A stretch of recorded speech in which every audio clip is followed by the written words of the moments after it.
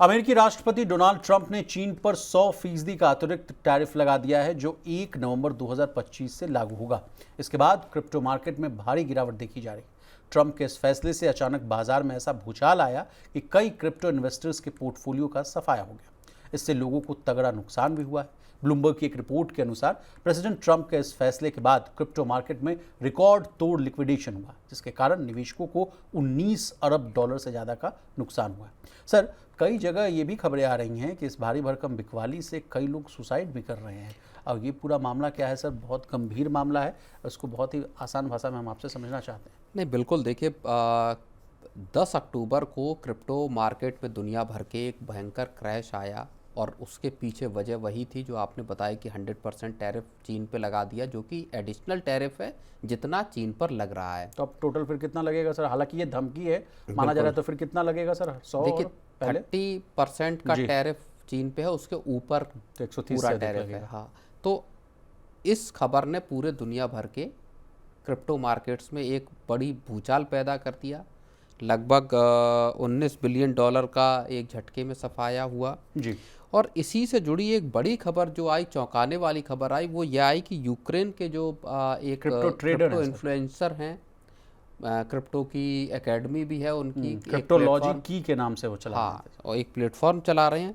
तो वो कॉन्स्टेंटिन गैलिस जो हैं, वो अपनी गाड़ी में मृत पाए गए। उनका गन शॉट का घाव था और पास में ही बताया जाता है कि उनकी पिस्टल थी, जिससे तो उनकी मौत, जिसमें बड़ी बात ये आई कि उनके साथ जुड़े लोग जो थे, उनको जो इन्वेस्टर थे, उनको 30 मिलियन डॉलर का लॉस हुआ इस क्रिप्टो के क्रैश में। तकरीबन 3 करोड़ डॉलर का लॉस, 3 करोड़ डॉलर का लॉस जो है वो हुआ।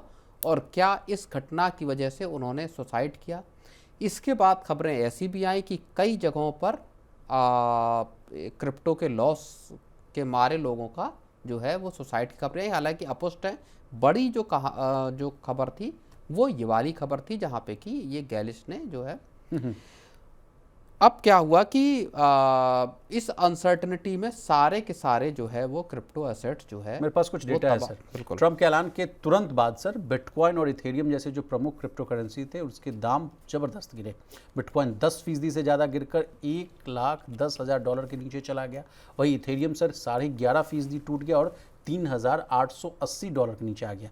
BNB, सोलाना और XRP जैसे जो क्रिप्टो करेंसी हैं, उनमें भी 14 से लेकर 18% की गिरावट आई थी सर। तो क्या सर, अगला प्रश्न मेरा आपसे ये रहेगा कि क्या ट्रेड वॉर अभी भी थमा नहीं है सर? फिर अमेरिका चीन जो है फिर भिड़ते हुए नज़र आ रहे हैं। आज तो चीन की तरफ से एक नया अपडेटेड कमेंट ये आया है कि भाई आप हम पे 100% लगाएंगे तो आप भी तैयार रहिए। मतलब तो रिटेलिएशन तो दोनों तरफ से है सर। नहीं, लेकिन आज जो क्रिप्टो मार्केट है उसमें रिकवरी दिखाई दी है और जो सारे, अगर हम क्रिप्टो एसेट्स को देख लें तो उनका मार्केट कैप तकरीबन 6% चढ़ा और जो टोटल एसेट हैं या मार्केट कैप है वो 4 ट्रिलियन डॉलर के पार एक बार फिर से पहुंच गया। लेकिन रिस्क अभी भी बने हुए हैं। ग्लोबल लेवल पे अनसर्टेनिटी का रिस्क है। ट्रेड को लेके चीन और अमेरिका में अगर फिर से पलटवार होता है एक दूसरे के ऊपर, तो क्रिप्टो के लिए मुश्किल पैदा हो सकती है।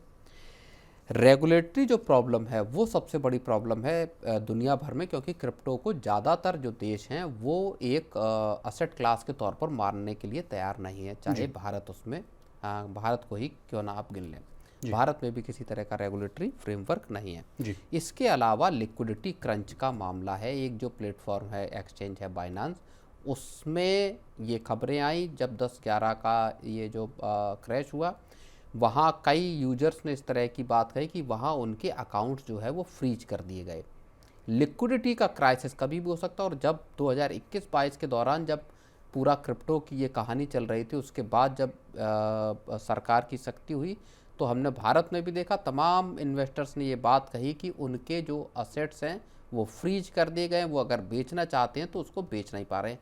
तो ये जो कुछ अनसर्टनिटीज़ हैं, जो समस्याएं हैं क्रिप्टो को लेके, ये लगातार बनी हुई हैं और यही वहाँ पे सबसे बड़ा रिस्क पैदा करते हैं। हालांकि जब हम दूसरी बात करते हैं, चाहे रॉबर्ट कियोसाकी जैसे या बहुत सारे चाहे स्टेबल कॉइन हो, तो वहाँ पर वही बात कही जाती है कि ये रियल एसेट्स हैं और यहाँ पैसा आने वाले वक्त में यही पैसा बनेगा। जी, चलिए सर, ये तो बात हुई क्रिप्टो करेंसी की, लेकिन आप चूंकि हमारे साथ मौजूद हैं सर, तो जिस तरह से जियोपॉलिटिकल टेंशन्स फिर से जो इरप्ट होते हुए नज़र आ रहे हैं सर, तो उस परिदृश्य में भी हम आपसे कुछ प्रश्न पूछना चाह रहे हैं। Sir, what is the future of India and US relations, and फिर उसमें जोड़ दीजिएगा अमेरिका और यूएस वाला जो है, अमेरिका और चाइना वाला जो रिलेशन है वो कहाँ जाता हुआ दिख रहा है सर? जो कहा जा रहा था कि फर्स्ट ट्रेंच का या भाई नहीं, ये साल बात के अंत अभी तक भी ये बात अभी भी चल रही है। बातचीत दोनों देशों के बीच में जारी है और अभी भी ये बात आ रही है कि इस साल के आखिर तक भारत और अमेरिका के बीच में एक ट्रेड डील हो जाएगी। ठीक है।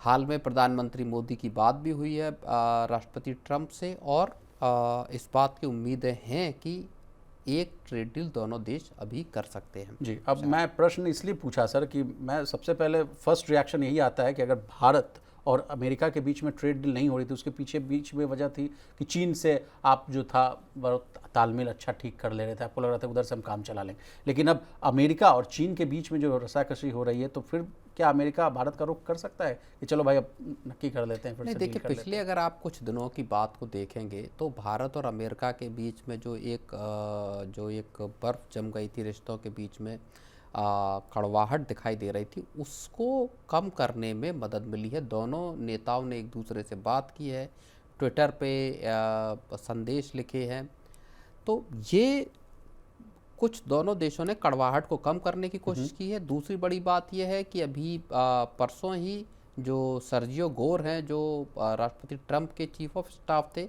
उन्होंने भारत के एम्बेसडर का प्रभार संभाला है।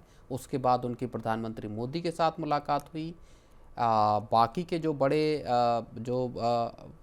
सरकार के मंत्री और अफसर हैं, उनके साथ उनकी बैठक हुई है और उनको भारत का समर्थक माना जाता है। और इसलिए अब ये माना जा रहा है कि ट्रेड डील को लेके जो अड़चनें थी वो सर्जियो गोर के आने के बाद से इनमें अड़चनों को दूर करने में मदद मिलेगी। लेकिन सर, अमेरिका और चीन के बीच में फिर ऐसा क्या हो गया कि सर रातों रात अचानक फिर ऐसा चीन ने अपने जो ये मिनरल्स हैं, मैग्नेट्स हैं और बाकी के रेयर अर्थ में मिनरल्स हैं, उनको देने से स्ट्रिक्टली मना कर दिया अमेरिका को। अमेरिका ने पलटवार कर दिया कि अगर आप ऐसा कर रहे हैं तो फिर सॉफ्टवेयर से लेके बाकी चीज़ों पे, सारी चीज़ों पे